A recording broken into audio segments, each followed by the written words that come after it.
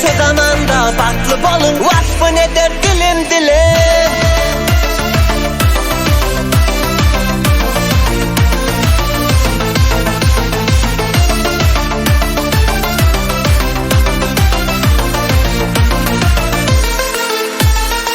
Ay günü tehetli gün, maşinlar dizilip bugün, komşu kalan kılar taşı oğul gıybe denip bugün. Ay günü tehetli gün, maşinlar dizilip bugün, komşu kalan kılar taşı kıydı gelin bedenip bugün.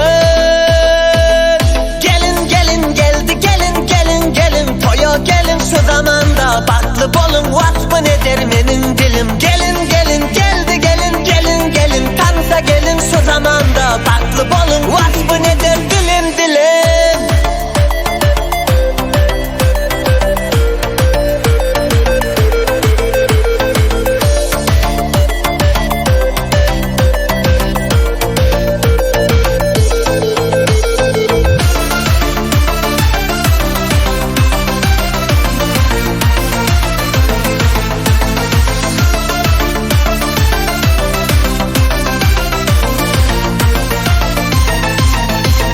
Gelin toya töre geçin, tasakları giyinin açın, sağıcıkları pul seçin, iyin için gövün açın. Gelin toya töre geçin, tasakları giyinin açın, sağıcıkları pul seçin, iyin için gövün açın.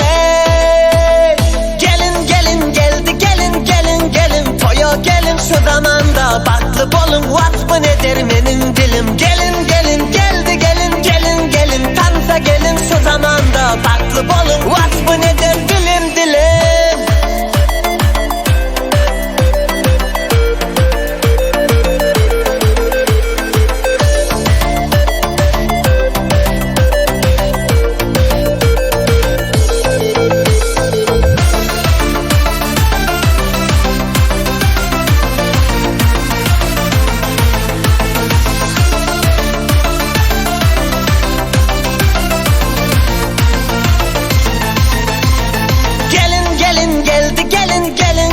Toya gelin şu zamanda baklı bolun, vasfı nedir benim dilim. Gelin gelin geldi gelin gelin gelin, tansa gelin şu zamanda baklı bolun, vasfı nedir